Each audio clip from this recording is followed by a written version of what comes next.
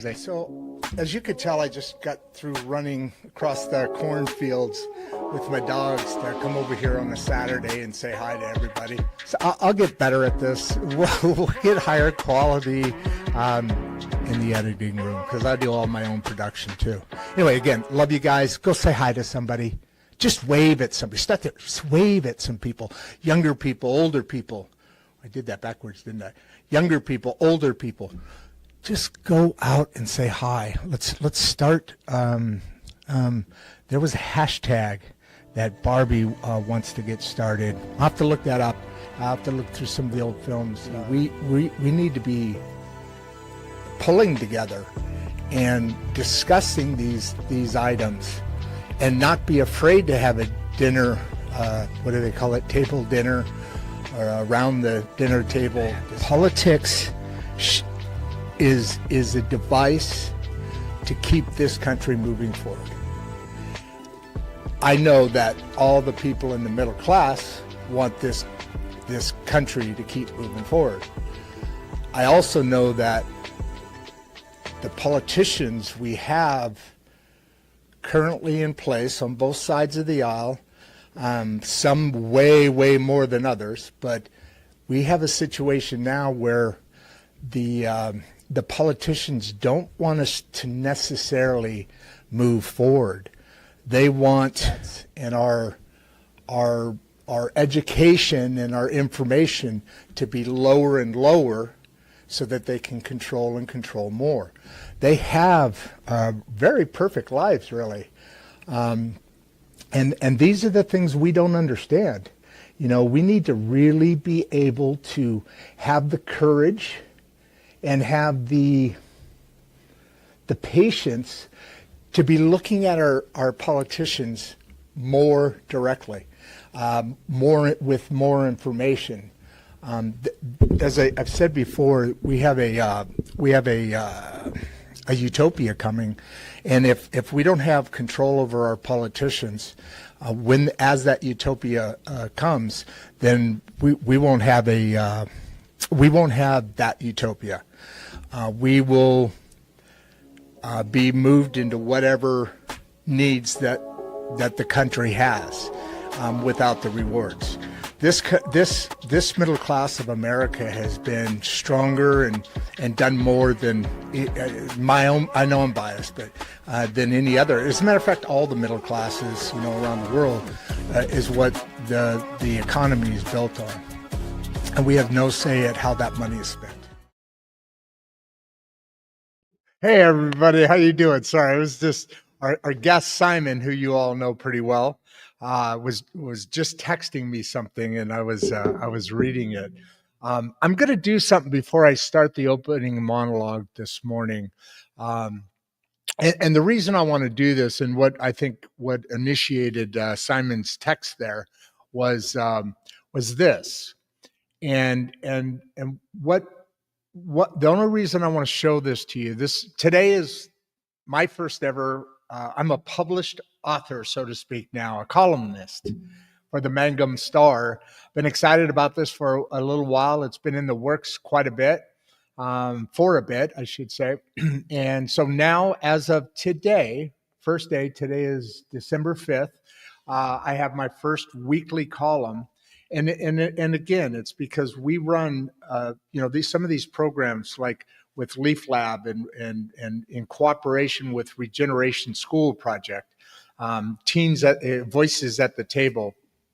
Those things are really able to give us that national exposure, but it's one community at a time, and it's one conversation at a time.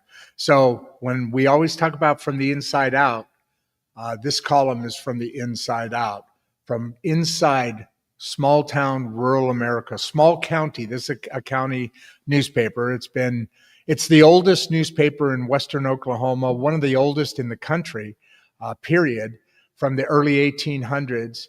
It's the longest running, consecutively running newspaper in one of the top numbers. And so I'm honored and pleased and excited. They did a front page announcement. I wanted to see if I can go down here. A front page announcement here, kind of giving some of the history, which is kind of cool. But then I just want to give you a quick look here. But then they put out my column, which is right here. So every week, by the way, it's mangumstar.com if you want to sign up and see these digitally. I'm not going to read through it, but it's as Simon and I were talking about. It kind of takes after the Lake Wabagon days, which is a very famous, as I understand it, his kind of a daily message written from a small town point of view. So with all of that, I just kind of want to welcome you all to Insights and Straight Talk with Rodd Duff and producer Barbie. Tonight is not just another live stream. Now, I say that periodically, and I mean that when I say that, because we do shows 6 days a week, as you all know.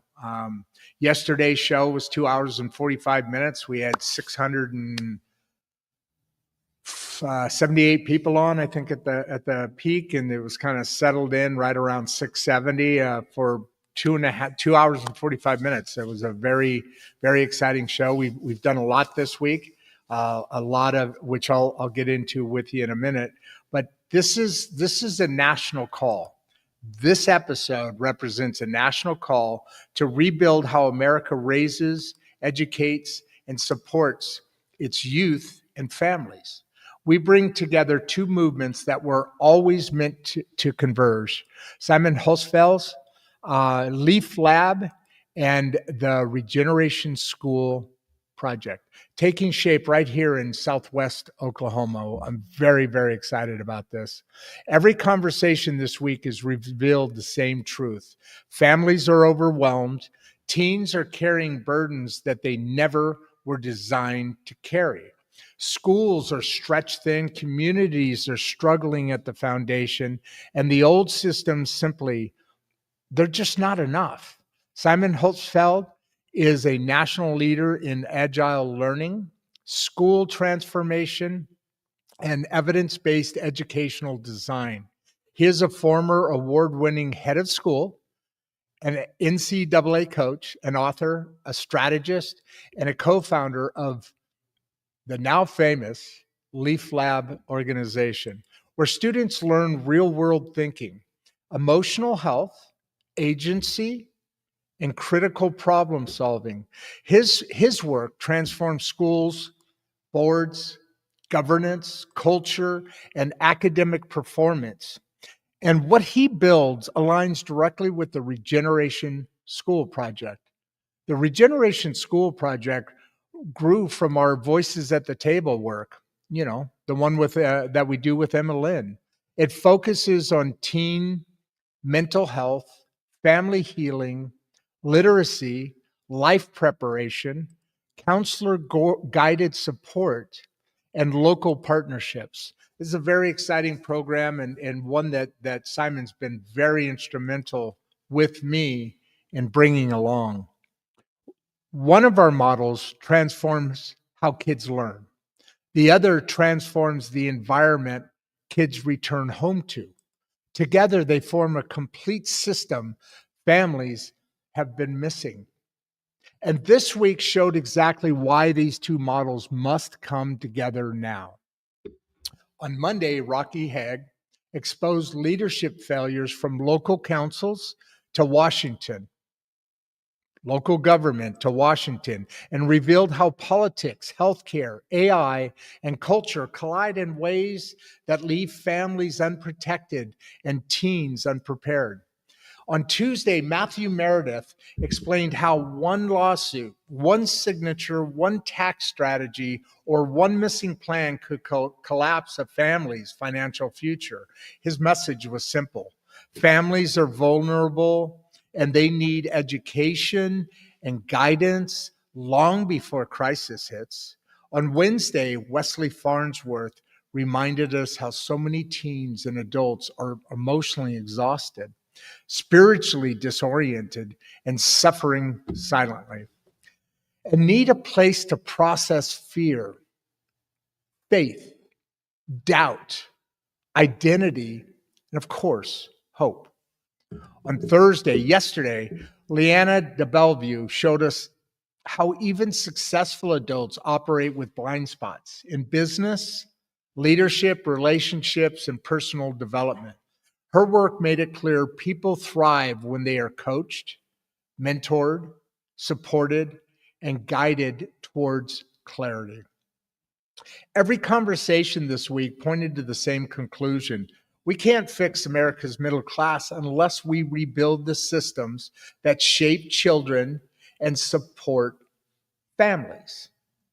The cooperation between L-EAF Lab and the Regeneration School Project is not optional. It is necessary, even urgent, and certainly inevitable. Together, these two models create a blueprint where students learn emotional intelligence, financial literacy, communication, and problem solving, where parents get guidance instead of judgment, where teachers receive support instead of exhaustion. Where communities collapse instead of collaborate instead of collapse, where teens speak honestly about stress, identity, anxiety, mental health, and fear, and where schools evolve from test-driven factories into agile, human-centered ecosystems built for the world kids actually live in. We already see momentum across L-EAF Lab pilot programs and online schools with thousands and thousands of participants and voices at the table, where more than 2,500 to 10,000 live attendees and over 16,000 monthly views have joined in this specific topic, the one we're having today. As a matter of fact, there's 200 people on right now just listening as they come in, getting their coffee ready and their tea warmed up, their kombucha, all set to snuggle in and dial into what we're doing here today. Families want answers. Teens want a voice. Communities want direction. So tonight we ask the real question. These questions here. What happens when agile learning meets real world life skills? What does a school become when teens have agency? What does a community become when families have support? What emerges when mental health, communication, and family dynamics all align? And what could America look like if we rebuilt education from the inside out? This episode is your invitation to help shape that blueprint. And there is no better person to begin this conversation with than the man leading the charge in educational transformation. Simon Holzapfel, welcome to the show. I missed it. I missed my click. How you doing, Thank Simon? you so much. Thanks, Rodd. It's great to be back. Yeah, it's great. It's great to have you here. We obviously we communicate throughout off-air time and all those. Oh wow, we've already got questions coming in. Oh my God, what the heck? Wow. Okay, so some people are coming back because you're back. We've already got. I bet you we've got 10 questions already. Almost 300 people on. So that's Cool. not a bad ratio, actually. So we've been talking a lot about some different things. And before we get started, why don't you give a little bit of background? You don't need a lot. I mean, obviously, you've been on a number of times. We have a I'm happy to give a recap. growing. Yeah, give just a little recap, but also kind of give an update on anything. Like I just found out, we were just talking about Jeff a minute ago, and I during one of my last conversations, right before I moved from Naperville, from Chicago, Illinois. So this is what we got to talk about, dude. Yeah, you got a pilot program going there already. So give a little background. Sure. Kind of what I did, but better, Sure. more professional, more interesting.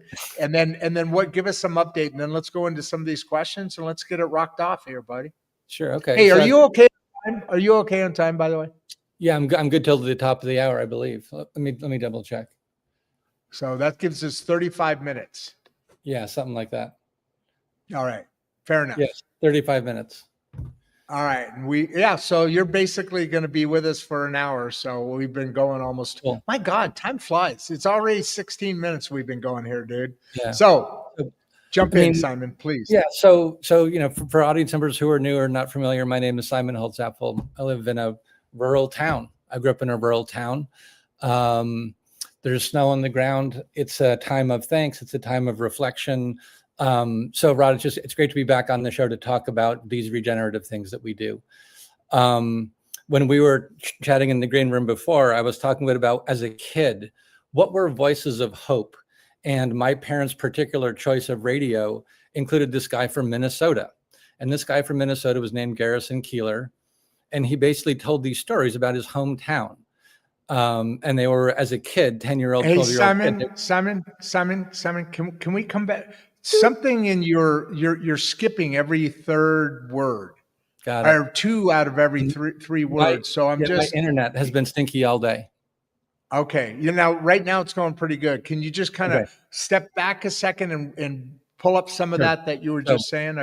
Because it was important. Yeah. It's not. So let me just back it up and say Simon Holzapfel, because we can edit this, right? Yeah. No, but not for the live audience. Too bad, folks. So I spent 10 years teaching social studies after college. Perfect. U.S. history, economics, U.S. Politics and government. That was my thing. Then I got into administration, and I spent a dozen years as an academic director of a boarding school here in the Hudson Valley, and then got into leadership. So I was the head of school of that place. I also got into leadership. The lab, to answer your question much more directly for your audience, the lab is what came out of this kind of life's work. Once I met this handful of other people who were like, oh yeah, there are actually tools regular everyday Americans can get to rebuild the kind of Lake Wobegon vibes that as a kid back in the 80s, this voice came through the radio and was like, oh, what a cool place. And so you and I were joking, and I was like, oh, you're Rodd, you are the digital age's, Lake Wobegon 3 something, because we live in a digital age now, and we've got a lot of the same issues. We in rural America, we've got these same issues. So the lab is open to rural America. It's open to suburban America. It's open to urban America. The lab doesn't take those things as constraints to what young people need in terms of real opportunity towards a professional trajectory that pays the effing bills. Yeah. I love this program because for multiple reasons, part of what you just said, but as I've gotten to get to know Jeff more on the other side, in the full parameters, one of the things Jeff also mentions is that, how in schools you can follow academically all your achievements, like a resume on digital line. There's so much that is coming that you guys are doing to bring forward. Digital wallets are incredible. Yeah. I mean, the digital wallets are insane. It's phenomenal because now you like in medicine, you have your full medical history. Now you've got your full resume / educational history because you're adding those accomplishments into the wallet that now follows you throughout your history. And especially in today's world, we talk about teens a lot on my side of the aisle, just like you do, but you really kind of it's kind of a baton, from young teen to older teen into the workforce kind of baton, right? That relay that we're kind of working together on. And with that, you're actually able to help teenagers, as Emma and I have talked to you about, and we've talked separately about, kids, teenagers, people going into the workforce today are fighting like they always have against the other McDonald's 16-year-old that wants a job and wants to learn how to work. And I'm just using that as an example. There's a lot of them. Emmeline is working at Walmart, I think. I think it's Walmart, one of those big box stores now. But she's competing with guys like me that can't make ends meet as we retire. You know, there's a lot of that out there, right? There's a lot of so now it's not only your first job may be better than a McDonald's job, nothing against McDonald's, but you're working at a higher level, at a more needed place. Let's face it, McDonald's employees aren't going to be as critically important as the people that are doing the things and the projects in your digital world, because that's the way the AI is driving the world. So you're putting them in a place that they can compete better going into the workforce. So you want to wrap that little segment up for me? Yeah, for sure. I mean, so those digital wallets, and the thing to understand is that they're blockchained. So you have talk to me about blockchain. What does that mean? I know what blockchain is, sort of. Yeah, but in other words, it is secure because there's a distributed ledger. You're sort of pre-approved and pre-validated, so you're very, very easy to hire. And so that's where the digital wallet, where you stack their credentials, you stack all those things that Jeff was talking about. You then have that thing that is, again, instantly uploadable through the, what is it called? Something CLEs. There's all these acronyms I can't keep track of. But you have this like learning record that goes with you that then just sort of keeps you easy to, it makes it easy for you to show your value right away. And so the lab is not paid. They're not internships, but it's a chance to attack with other people a legitimate, small bore, non-urgent business problem. You know, oh, wow. We have 700 people on, Simon. Very nice. Hello, everybody. Hey, by the way, so please subscribe. We've got, this week, we've got 120 extra people on as subscribers. Some more Substack subscribers. You might have to talk more than me today. Yeah, it's just the day. Yeah. Anyway, we've added. So thank you all for that. We're at well over 700 people now. And if a portion of you or all of you, I don't know who has subscribed already who's on here, but please subscribe. And Simon, what's your Substack? We were just talking about that. Sure. Give me your address. Sure. I'm on Substack as The Equanomist, and Equanomist is EQUANOMIST. And if you start from the beginning of the series, you'll see why I took this word equanomist and made it up. You have very curious words within your entire span of life. I've known you long enough to know that I've learned at least a dozen different words, and they all make sense. They're kind of like Barbieisms, where you first hear them and it's not exactly the point, but it is exactly the point. And it gets you to stick with it and think about it. I do want you to put that into the private note. You're not on StreamYard, are you? No. Or are you? Okay. No. Only StreamYard apparently can add directly to the comments, the guest.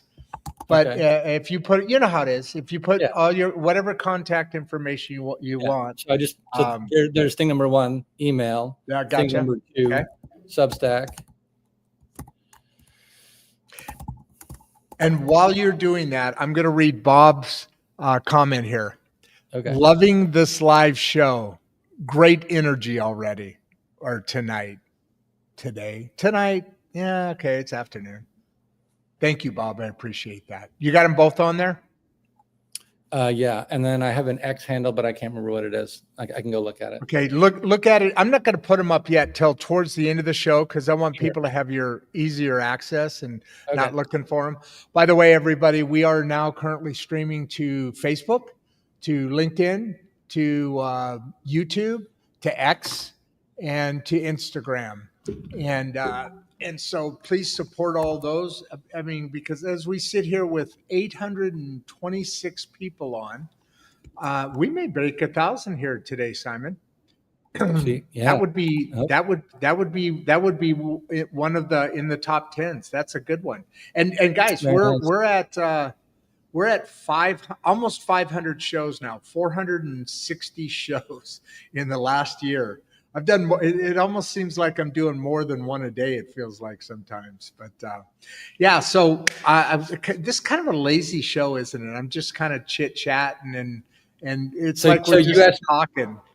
you asked me about the lab. I totally spun out and went straight to the Lake Wobegon story because I was still stuck in that. You You know, you did, if your which I audience wants to love. know more, well, if your No, audience no, wants to no, know no. more, Tell us. okay. Tell So us. Tell us. the thing, yeah. So the thing to understand about the lab is it began with a very specific idea from one school teacher who had kids getting into the workforce to other parents in my town. What I've come to realize is it's to your points, like America's going to unfudge itself at the point that neighbors recognize each other as neighbors first, and Thank you. as aligned by some other abstract concept, something behind that one. Yeah. It's So like before you finish your story, but you brought up a great point because I like reinforcing that point.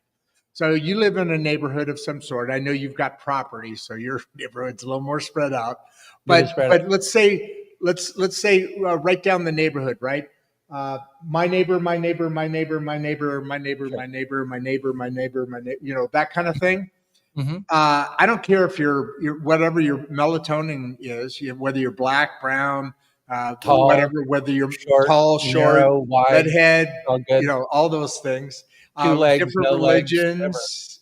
Yeah. Yeah, well, no legs would get probably a little bit more sympathy, probably be a little bit more help with, Of course. but but different religions, all that different stuff.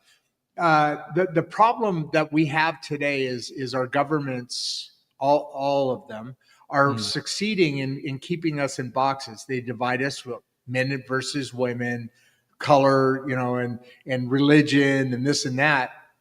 We need to keep fighting that and come together because, to my point, I don't care what color you are, or religion you are. If you're in my neighborhood, realistically, at the dinner table that night, we're all talking about the same sort of things.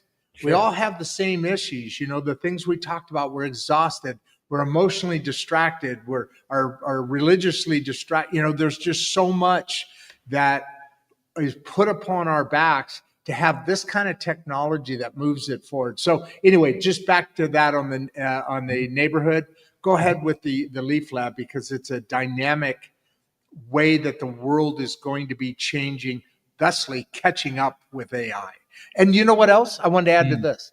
Yeah. So especially in the beginning here, folks, think about this. When you want to go out and get a job, especially if you're more looking towards the career type ish versus the McDonald's job or something, or you're loading packages in a truck kind of thing. You want to be noticed above and beyond the other 100 applicants that are there looking at that job or wanting to be looked at for that job. So how do you stand out? Oh, I've got my digital. Yeah. Look at who the fuck I am.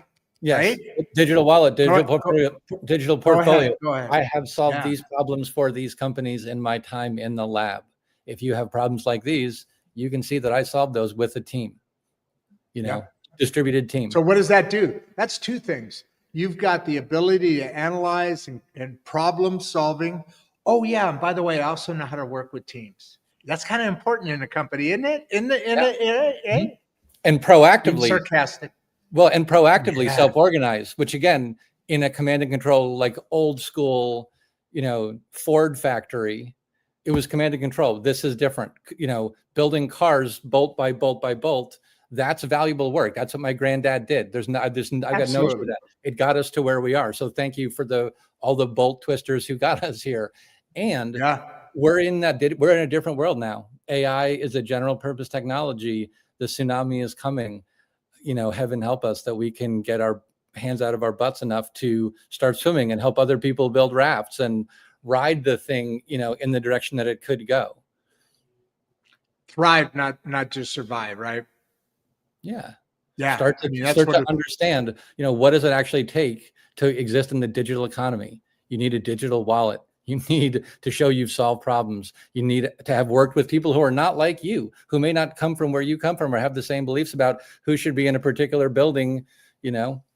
That's painted white, unless you were there in like 1815 when the British got some tar on it and some soot. So, oh man, we're 8 people away. Come on, 8 more people. We're going to cross the 1,000-person threshold. Cool. 8 more people. Do you got any friends around your country bumpkins out there? You can. Yeah, there's like 11 people. There's 11 people within a mile of here. So, and our internet is shit. So they're not going to be good. Like they can't even like anything. Oh, a couple. Well, somebody got the hint. We're down to 6 more people needed. All right, whatever. But, Let's. Hey, I like messing around with this. It's fun. It's fun. Wait. $9.99. If we wait one more second, there it is. All right. 1,011 people. All right. So I won't be harassing that so much. I just want to make sure we hit 1,100 people today. Yeah. So at the end of the day, the interesting thing that we're talking about here is that we are right now talking on a subject that is, look at the Jetsons are here. All right. I've got a thing that says the Jetsons are coming. We all, us age people know what that is, the commercial, the cartoon, right? But they're here. The Jetsons are here. As a matter of fact, my son Brennan and I were talking on a show got this 3-4 weeks ago now or something. But he was saying, look, hey, he didn't call me dad, but hey, Pops, or what, hey, Rod, look, you got to remember this. Google is AI. I mean, Google is AI.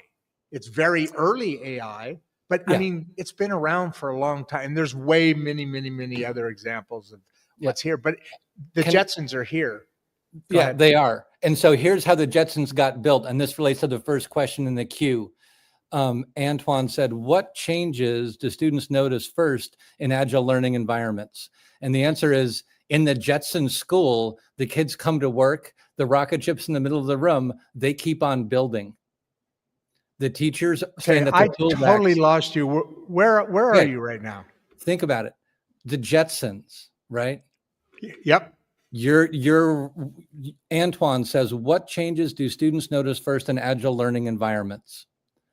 And what I'm going to say is, okay. Aren't you?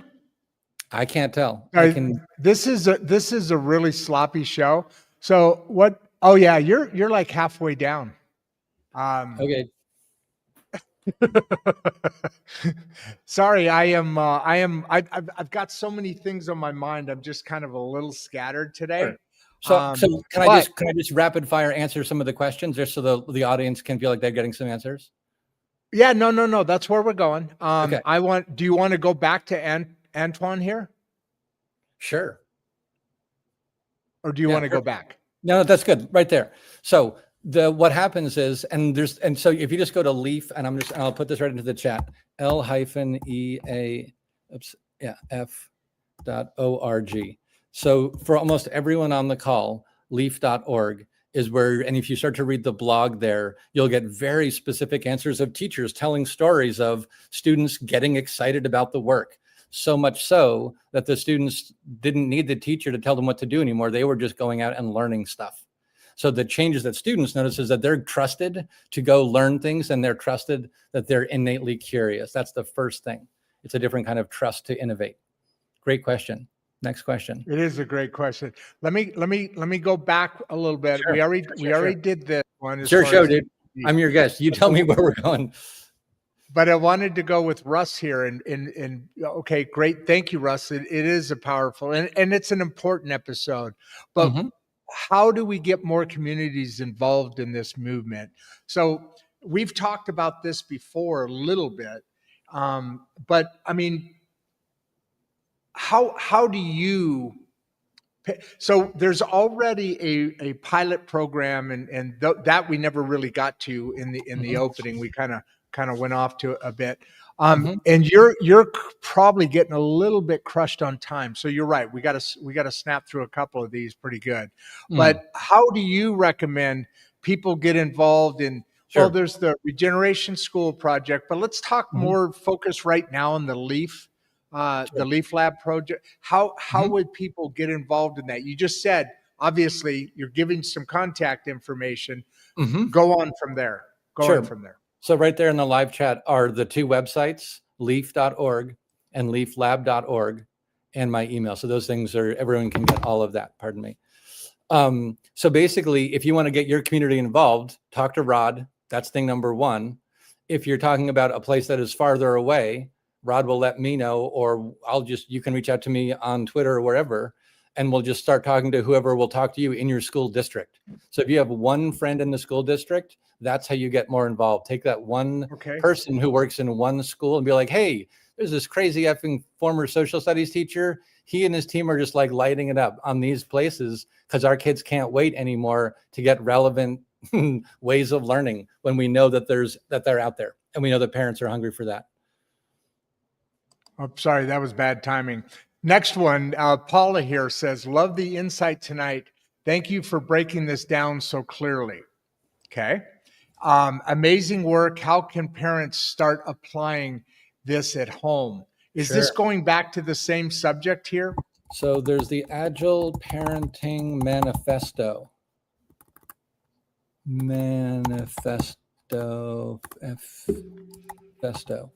So I forget the guy's name. He's very cool. So for any parents who are sort of techish savvy, the Agile Parenting Manifesto is a basically parenting version of the original Agile Manifesto written out of the Snowbird Conference in 2001.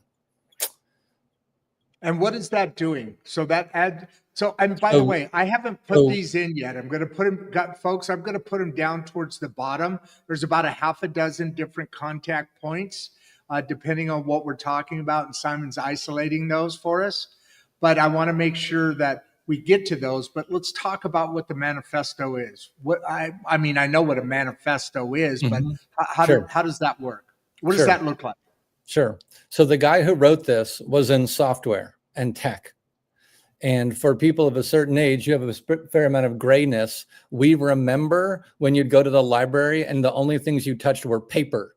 You'd go to the card catalog, flip, flip, flip, flip, flip. We don't do that anymore. So, what we need to do for parents is be like, okay, how do we update at home? The Agile Manifesto is how you do that. Originally, the Agile Manifesto was written by software people, about, 24 or something, who came together at the Snowbird ski area and said, we've got to figure out a better way to write software code. And the Agile Manifesto came out of that. For software people, again, of our age with kids, this is like if you took parenting, kind of like what's like smart parenting these days, what are the known best practices, and put them together with the Agile Manifesto about how do you make better software. You make better families by following these practices, and they're well detailed. I've got a PowerPoint called the Less Stressed, More Adaptable Family, how to build anti-fragility from the family out. I can give that to you, Rodd, that you can give to anyone in your listenership. Loved it. Absolutely. Yeah. And that's something we can bring up, and some of the things you're talking about now are some things that we can bring up in weekly discussions or shout outs or, what we were chatting about earlier. That's beautiful, beautiful stuff there. I wanted to go on to Kathy here. How can families start using the ideas at home right away? So, I mean, is that still within the manifesto then? Oh, sure. Yeah. So literally just Google it or use AI, use your search thing. The guy's name is Jeff something or other. Again, I can go fish around, but it's just the Agile Parenting Manifesto. Cool, simple rules. And I'm always happy. I reply to every email personally. So if you hit me with an email, you will hear back from me. I'm a parent of two young humans, one who's about to turn 21 and one who's 15. I met the 15-year-old. We were chatting, remember? Yeah. Yeah. Oh, by the way, she is going to do a thing with Emma, right? She's waiting for the call back. I love this next question. Thank you. Okay, hold on. Before you go there. Yeah. So this Saturday isn't, but next Saturday, talk to your daughter. Let's see. Sure. Yeah. If that'll work. Yep. So here. We need them to be talking to each other on their phones. That'll be the easiest way to do this. Okay. Well, I just need to know if she wants to be on. Oh, yeah. I mean I set it all up. Good. I'll write that down. All right. So Jack here What is the biggest barrier schools face when trying to adapt this model? And you and I have talked about this. And Jennifer, is it Jennifer, right? The lady in Florida that has that big Jessica. online I should know that. That's The my daughter. Agile mind. Watch out for the Agile mind, folks. If I want to get her. If you have young people, the Agile mind is where they want to be going to school. And that's the name of that particular online it's the school? Agile Mind Academy opens in the first quarter of 2026, second quarter 2026. Wow. And it's white hot. It's incredible.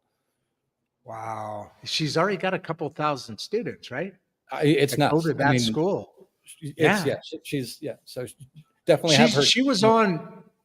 She was on like 3 months ago, folks. So if you go back and look at the thumbnail for this redheaded pretty lady with the Agile mind, that episode was about L-EAF Lab and many components of it, but it introduced that school. So go back and check it out, folks, and maybe we'll do a follow-up after a bit. But so here we go with Jack. What is the barriers that schools need to adopt? So the biggest barriers that schools face kind of fall into a couple of different buckets.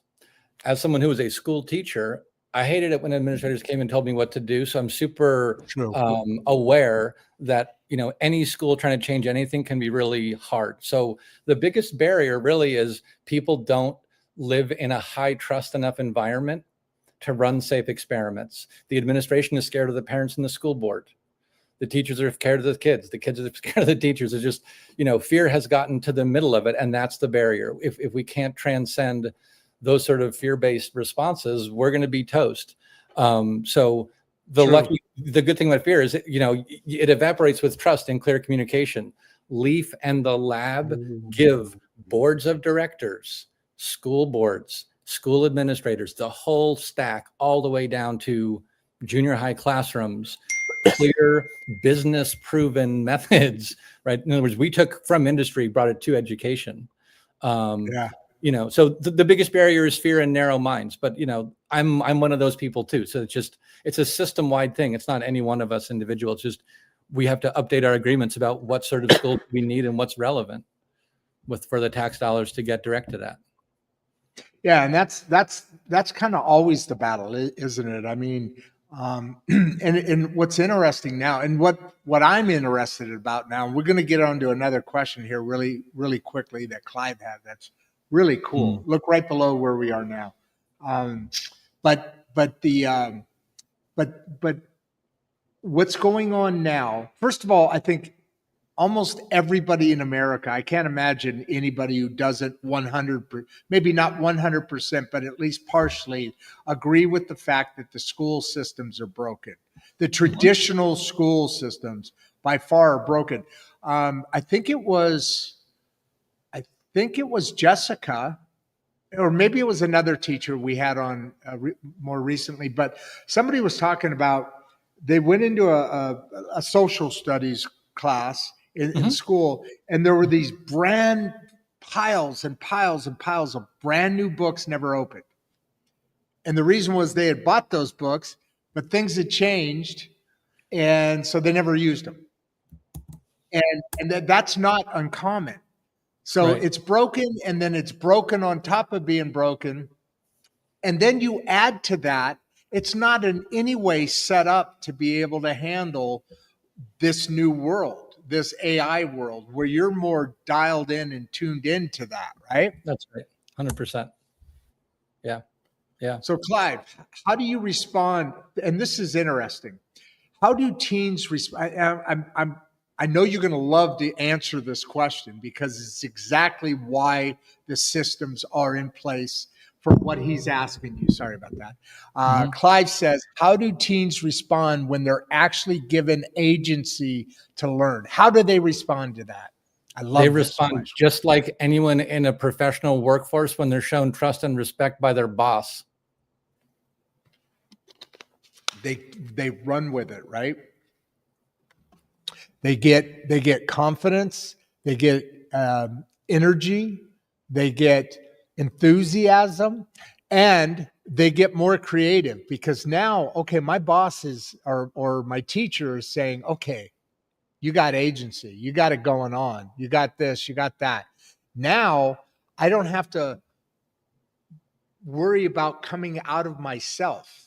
That's the, Bingo. teens have that issue, right? There's that Bingo. whole thing of, I don't have security. I'm just a teen. Hey, you remember when you were a teen, you weren't like walking around like, I know every God. If you were probably a dumbass, but I also had no sorry. girlfriends ever in high school. So I'm not a good, right? Like I'm not a good,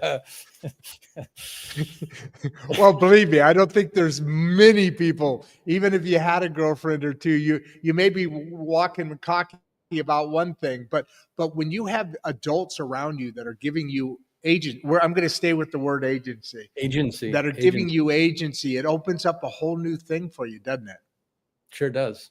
And we've all feel like you feel that when you feel seen in a classroom, when you feel seen in the workforce, when the people who allege that they're there to help you actually do and slow down and help you, you just grow. People, we're fine, right? We're the seeds, all the DNA, we're good. Our systems are really just not catching up very fast. No, and they're not able to, not only are they not catching up, but they're not able to prepare for, so in other words, they're not catching up, but then they're not ahead of it. No, I mean, they're in ostrich mode. schools should be ahead, right? Or they should be ahead of what is needed. That's what it's called school for. That's why I'm changing my term of school to be more of a description of a test taking factory. That's kind of what they kind of are. I mean, I don't mean to be disrespectful but you're in the, you've lived both sides. I mean, you're I've like given hundreds, I've given generation. Thousands of tests. Yeah, I've given thousands of tests in my life. I've graded thousands. That's what's, yeah. And what do schools do? They prepare you to take tests. Now, what's the difference, right, between that and what we're talking about moving forward? But with that thought, McCaw, sorry, ma'am. It sounds Hawaiian. I'm kind of jealous now. It snowed here yesterday, Simon. Of course, I bet you it snowed where you were too, huh? Oh yeah, we got half a foot on the ground. Yeah, so do we. It's all melted now, but it's all gone. But because I'm in a little bit warmer climate, I finally get to say that again. So what she's asking here is something I wanted to kind of hold on to for a second and now put it out there, because we talk a lot about how getting involved, and I've got a bunch of things that I'm going to be copying and pasting over for you folks for contact information for Simon that'll give different instructions on different questions on how to enact. But this one here is interesting because, okay, what's the first step? What should somebody's for the first time going, whoa, this sounds like a really good idea. I've got a 15-year-old. I'm not real happy about the school system. I've got a 12-year-old. I've got a 19-year-old just getting ready to start looking harder and harder for, well, is he going into college, or is she going into trade school, or is they going straight to work? What is the first thing somebody's going, okay, this is something I want to get involved in? What would be the very first step? I know you said look for somebody who's in your district that's a friend. Is that the first step, or it's trust? It's trust. Okay. It's trust. The first step is, who do you trust? Building that trust. Whoever, so yes. Start with any. Who do I trust? Like, so like if you're a parent, ask your kid, which teachers do you like? And then you see, can you have any access to that teacher, and just talk to them, right? This whole thing, all the LEAF stuff, built by teachers for teachers, built by educators for educators, built by administrators and principals for administrators and principals. So it's built by people who live all sides of the school building, from the top to the bottom, from every part of it. I'm as familiar with a plunger as I am with a protractor, as I am with, having to shake the board member's hand. We have to help young people get to the point where that's not weird. That's just cool and normal, because you've got really purpose-focused work. Full stop. Looking in the eyes, shaking the hands, being more in that adult culture. That's a whole other learning thing. being in your body, being with other people, all that stuff. I've run up against my time wall, I'm afraid. Yep, I got 4 more I want to hit through with you real quick. Okay, So, very good. and I can go back and you and I have kind of Sure. know a little bit about each other's things, but I wanted to for sure get to Antonio and here. Yeah, I had that Antonio, one. I'm not Yeah, even going to, Antoine. no, this is a new one, isn't And it? nope, I spoke I to that thought this, one. That was the first one. wow, that was way down there then. Okay. And then, how can rural communities benefit from this Oh, model? thank you, I guess a Rochelle. lot Yeah. of ways, Oh my God. Okay, so this is, and Rochelle. my heart goes out to rural America. I was born in a town of 800 people. 800 people. That's a small effing town. So we benefit if I we've would have got. never realized that before, but now I realize how small effing that is. Go ahead. So rural communities benefit from this model by showing adults and people in that town, oh, my high school aged or college aged kid could get a job in the digital economy and remain in this rural community, not having to choose between a good job and a good place to live. That's what it can do. That's the direct benefit. It's good, good paying distributed team jobs that people get more easily when they come through the lab because they've got all this stuff that they can show. So then the company's not worried about, can you do stuff? You've already got that. And you happen to live in rural America. So you vote in rural America, you pay taxes there, you go to you're in that community because that's how the roots of commerce That's your community. start. Yeah. Yeah, exactly. Well, isn't it beautiful to finally get to a point in time? We've got one more question left, so let me make this quick. When we get to a point in time where if you were born into and outside of going to college or a NCAA sport where you may have to leave, now you don't have to make that choice to survive or stay. Now you can do both. You can do either.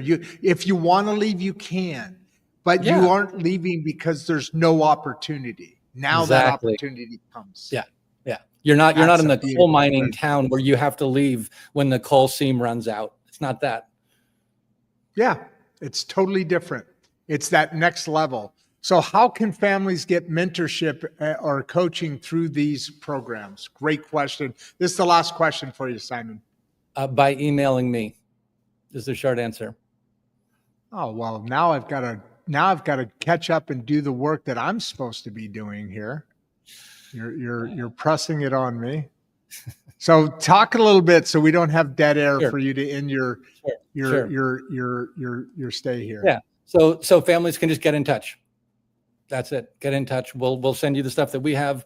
We'll point you to people, just moms and dads, small business people who are just trying to figure out how do we get through these crazy chaotic times.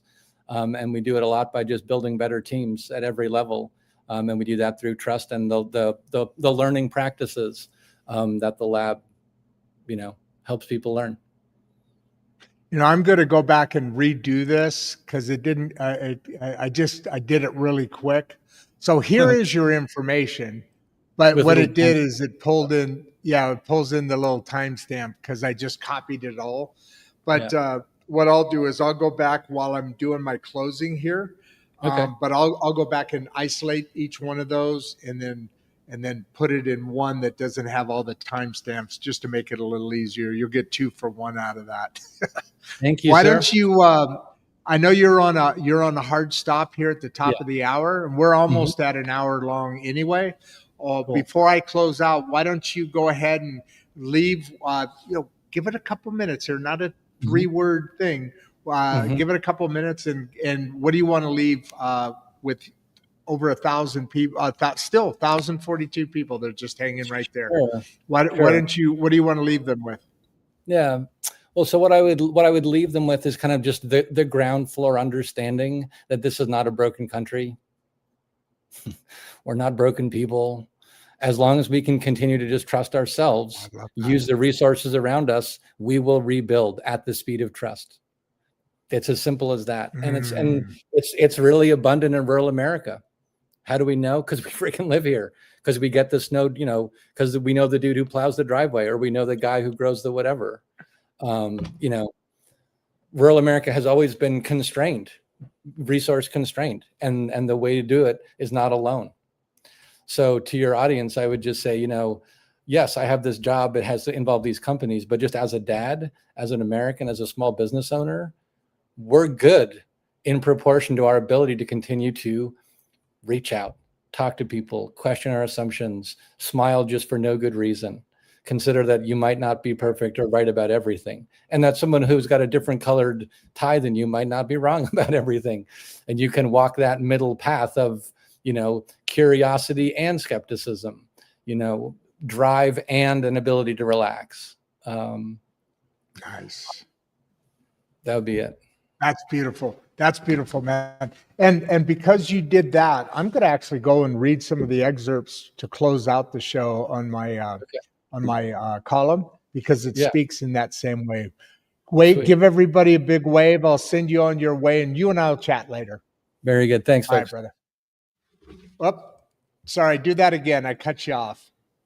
Take it easy. Bye-bye. Take it easy, friend. Bye. So there we go. So I'm gonna do a closeout, but I'm gonna go ahead and read from. This is my very first column ever written. Well, I shouldn't say that. Ever published. I'm now officially, I guess, a columnist, which I'm very excited about. It. I think that's kind of part of the reason today got a little giddy, got a little goofy, because I'm very excited about a number of things that are going on. You see here, I don't know if it shows up, but to the right side, right above the download, the orange button, that's the opening. That's the front page article, which gives a lot of background about me and the show, talks a lot about insights and straight talk and our mission and the Regeneration School Project that we're doing here in Mangum. But for my first ever column, I wanted to, and I'm going to read from this. It's about a 2-minute read, so bear with me here. So I started off here. This is my first ever column, as I said, and it's specific. This column is specific to Greer County, but really specific to Mangum, the town I now call home. There's something happening in Mangum, something quiet, something steady, something real. You won't see it in headlines. You won't hear it on political speeches, and you won't find it in the chaos of national news. But if you pay attention, if you drive down Main Street, if you watch the way people interact at the post office or the grocery store, you'll feel it. The sense that this town has something a lot of America has lost. This is not our community. That's the lost. The kind that doesn't need permission or polling, the kind that shows up when times get heavy, the kind that keeps families standing even when the world feels like it's falling apart. That's why I'm writing this column. Not to lecture, not to preach, but to reconnect us with the backbone that already exists here. Each week in Insights and Straight Talk, I talk with families, workers, teachers, you guys know this, teens, and folks just trying to make sense of a world that refuses to slow down. And the same questions keep showing up. How do regular people keep going when life keeps tightening the screws? It's not a political question, it's a human one. I've sat down with teens who feel lost in a world moving too fast for their minds to catch up to. I've talked to parents who feel stretched so thin they're afraid that they'll tear. I've seen teachers carry burdens that never make it to their job description. And I've lived enough of my own collapse to know that pressure doesn't discriminate. But here's the thing about Mangum. This town has a heartbeat, a pulse, a willingness to rise. When I rebuilt my own life after losing everything I worked for, I learned one truth that changed everything. Hope isn't something that lands on you. It's something you build. Producer Barbie always says people heal when someone finally listens to them. And in a town like this, the listening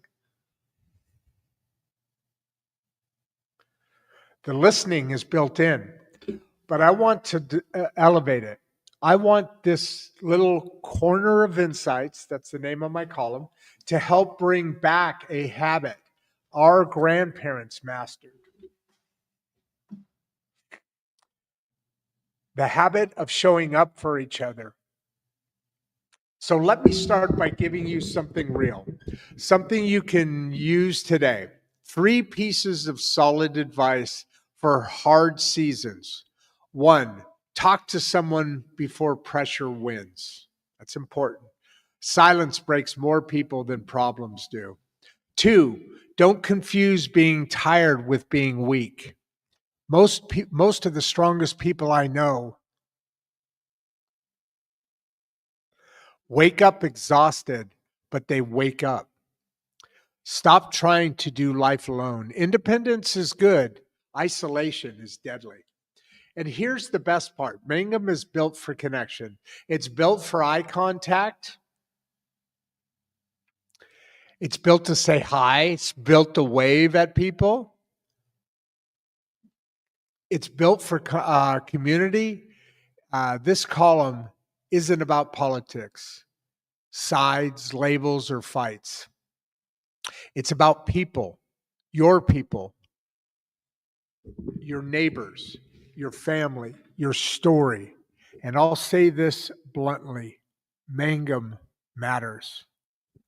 Not because it's big, far from it, but because it's strong.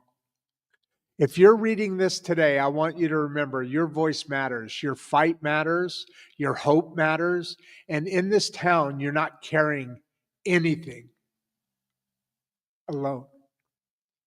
And then it goes into Insights and Straight Talk, Voices at the Table, the Regeneration School Project, YouTube at 1939. At Rodd Duff 1939. Substack, insightstraighttalk.substack.com. So that's kind of, it happened to come out on this day when we're talking about the L-EAF Lab or the L-EAF Lab. And folks, I just appreciate y'all being here. I appreciate you supporting our efforts. Please thank the Mangum City Library for being a sponsor, and thank you for being supportive of the show. Please, as I just read, the YouTube and the Insights and straighttech.substack.com. Please subscribe to both of those entities. And, this is Insights and Straight Talk. My name's Rodd Duff. We're a little over an hour, and I'm out. Before you leave, if you'd like to watch another one of the podcasts, click the first link in the description. We love having you here, and we appreciate all your support. And with that, producer Barbie and I are out. The Mangum Star.